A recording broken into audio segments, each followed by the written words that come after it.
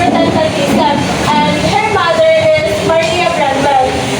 They are six, and his eldest sister are Maria and Elizabeth. They were both died because of tuberculosis. And he has a brother named Patrick, and she also have two sisters, Emily and Anne. So they were also novelists. So Charlotte, Emily, and Anne were a novelist, and they produced a work or a novel in a pseudonym. So Charlotte,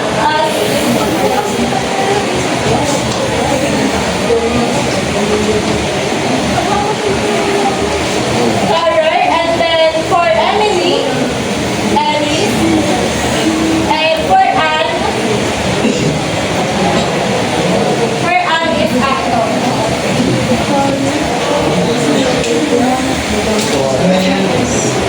Charlotte brought his first attempt at prose writing, the novel The Professor, but in 1847 was rejected by publishers. Even though his first novel was rejected, he was not discouraged, and she started to write another novel, which is entitled Eyre in 1847. So this is the main point of Charlotte Bronte, and this is the novel that we are going to discuss later. So it brought her fame and placed her in the rank of the foremost English realistic writers. When we say realistic writers, they are the ones who write novels or stories about what is happening in the society or what is happening in our real life. And then in 1849, she wrote another novel entitled Journey. It dealt with the life of workers at that time and at the time of Luddites movement. When we say Luddites movement, they are the person or people who is violently oppose technological change during Victorian era. And her last novel was entitled Billet in 1853. It is a realistic description of her experiences at a boarding school in Brussels. In her novels, Charlotte Bronte combined scenes from her own life with the more richer and more romantic experiences that she imagined. So, Charlotte Bronte wanted her novel to be the mirror of what is happening in the society. And her main subject is soul of a woman, a governess, or a teacher. Her heroines are generous, intelligent, modest, and gentle. So are we clear about Charlotte Bronte's background? Yes! Now, let's proceed to Jane Eyre characters. Yeah.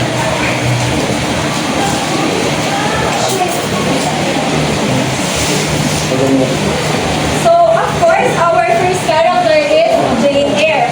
She is an orphan, protagonist, intelligent, strong-willed, independent, and moral. So, just like the story earlier, Jane Eyre was also an orphan. Next is Mrs. Reed. She is Jane's cruel aunt who raises her after her parents' death. So, basically, Jane Eyre doesn't have any parents by her side. So, Mrs. Reed was the one who took care of her. Next, John Reed. He is Mrs. Reed's spoiled son, and he also bullies Jane as a child. Next is Eliza and Georgiana Reed. They are Jane's cousins. They are selfish and unkind to Jane Eyre.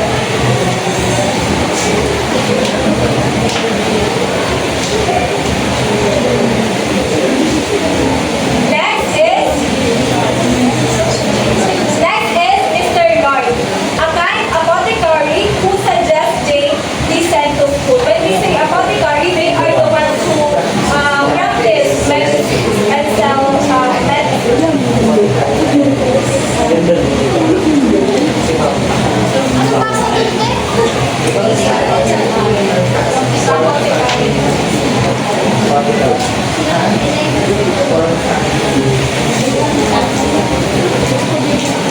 Next is Mr. Brocklehurst.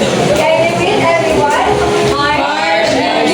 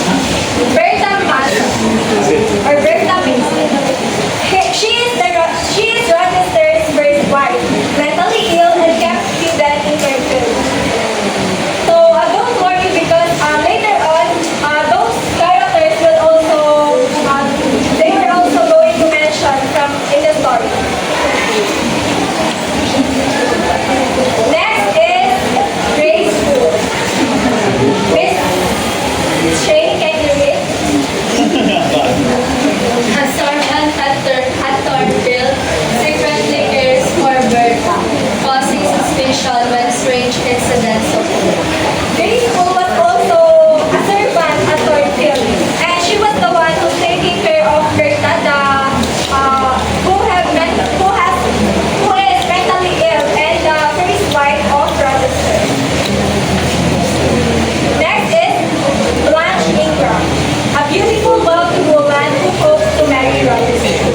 So, if you remember earlier, Mr. Rochester has already a wife, but in the story, he also met Blanche Ingram, who's wealthy and beautiful woman. Next is St. John River. So, you researched it, and St. John, it is pronounced as St. He is a clergyman and Jane's cousin. He is cold, ambitious, and self-denying. He proposes to Jane out of duty, not love. So, when we say clergyman, they are male priests. So, St. John Rivers is Jane's cousin.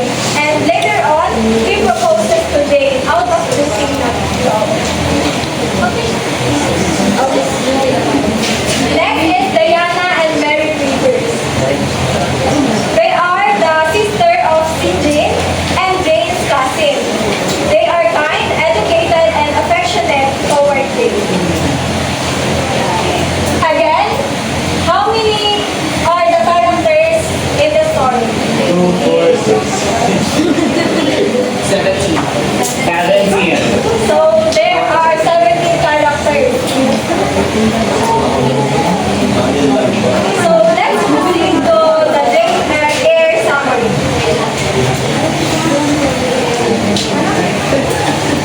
So can you read this?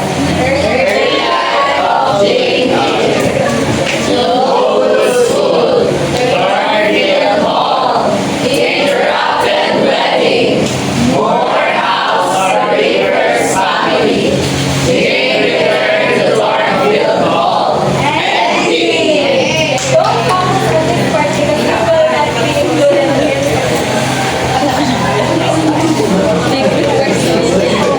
So the first one is very light of nature.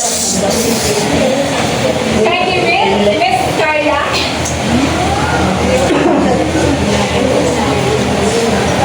Jane Eyre is a young orphan being raised by Mrs. Grey.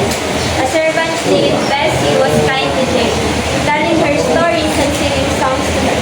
One day, a punishment for fighting with her bullying cousin, John Reeves, Jane's aunt comparison, imprisons Jane in the Red Room, where Jane's uncle Reed died. So Jane Eyre, the protagonist, is a young orphan because during her childhood, her parents died because of unknown reason, and Mrs. Grey was the one who took care of him. A servant named Bessie was kind to Jane. She is like the friend of Jane on the household of Mrs. Grey. Bessie tells her stories, Bessie sang her a song, and one day, as punishment for fighting with John Grey, Mrs. Grey imprisoned Jane to the room of her late uncle Grey. So, what can you say about this room? Mr. Mayor? It's kind of scary. Like a big room and has a scary element. So thank you. Yes, you're right. It is quite a scary room because it is red. And if you're going to look at this picture, this is the picture of the late uncle of Jane Eyre. So while laughing, Jane screams and she faints because she sees her uncle's ghost. She wakes to find herself in the care of Bessie and the apothecary Mr. Roy.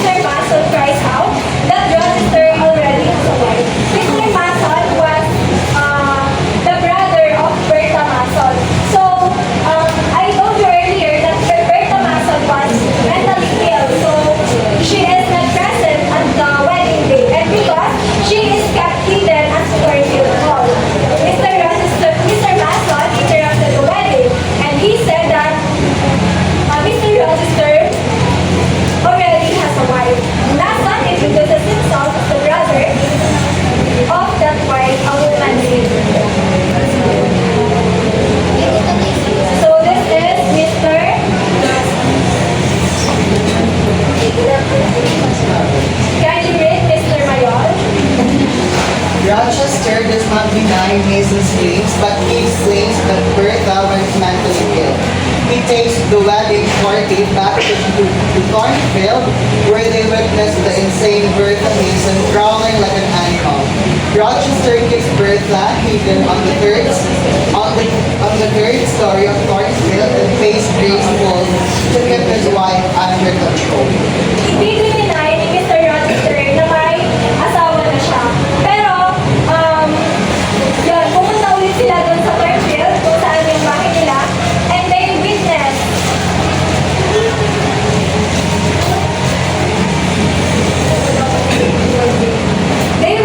Bertha Mason growling like an animal. So just imagine Bertha Mason.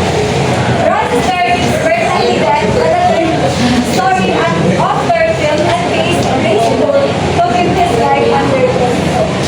So Graceful was the one who's taking care of Bertha. And Bertha was the real cause of the mysterious fire earlier in the story. Ang sinasabi ko sa inyo na kung sino yung may dahilan noong fire.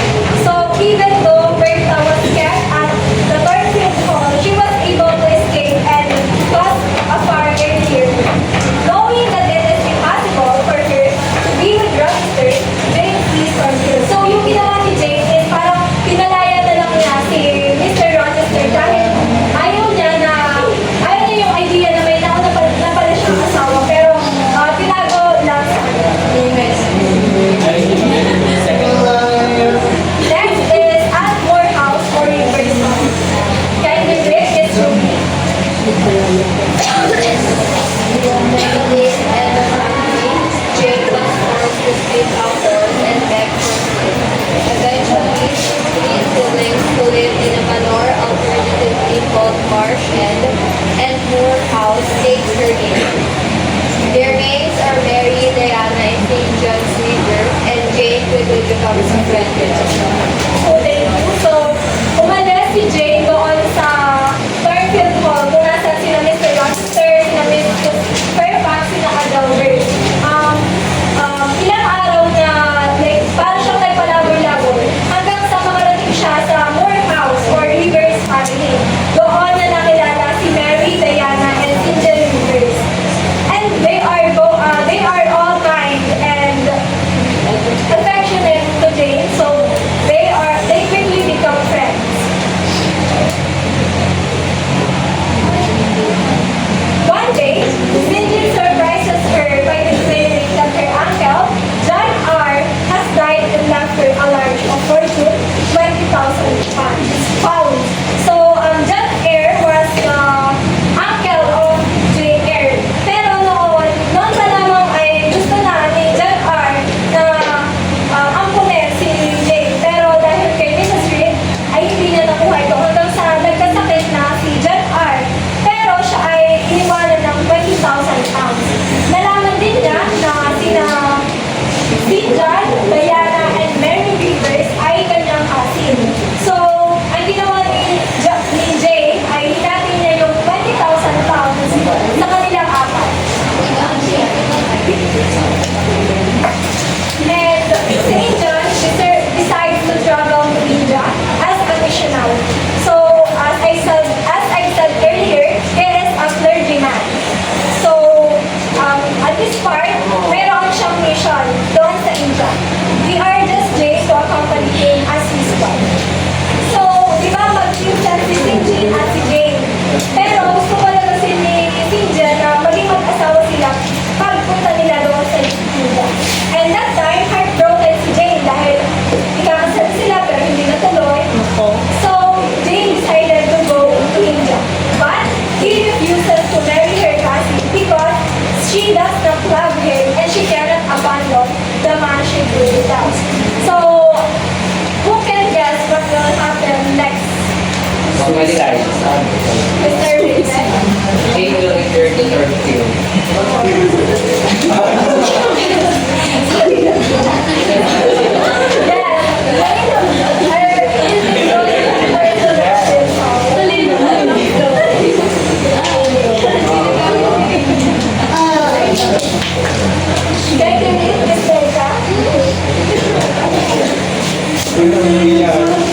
One night, she hears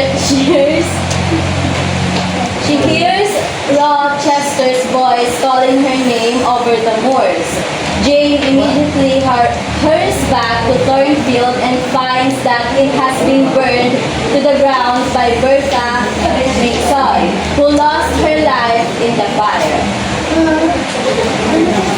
So, yan.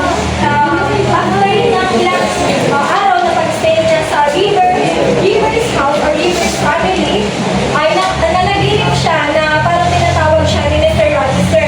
And pagkatapos nang pumunta siya doon pabalik sa Thornfield Hall, ay nakita niya na nasusunog itong buong bahay or yung mansion. I have a question. Sino sa tingin niyo ang may dahilan ng sunog? Si Bertha. Si Bertha.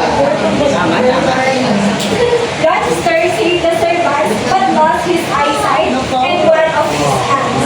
So yun, nung dumating si Jay ay yung apoy is, yung nakita nyo sa picture kanina is wala na. Kumbaga, tapos na yung sunog.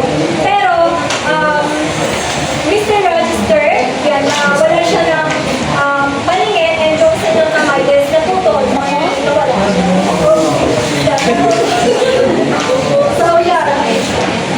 Iniligtas niya si Bertha Mason. Pero, ang ginawa ni Bertha Mason, dahil nga siya ay mentally ill, ay tumalon siya mula doon sa lupa.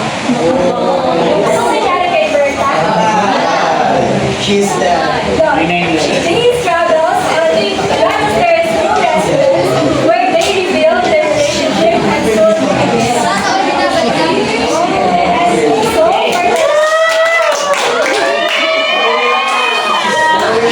At the end of her story, Jane writes that she has been married for 10 years and that she has registered enjoy perfect equality in their life.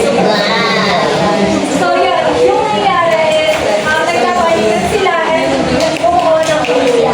After 2 years of blindness, Rochester regained his insight. So bumalik yung paningin ni Mr. Rochester and that was also the time when nakalak yung kanyang asawa na si Jane. So ibig sabihin, nakita ni Mr. Rochester yung kanyang anak.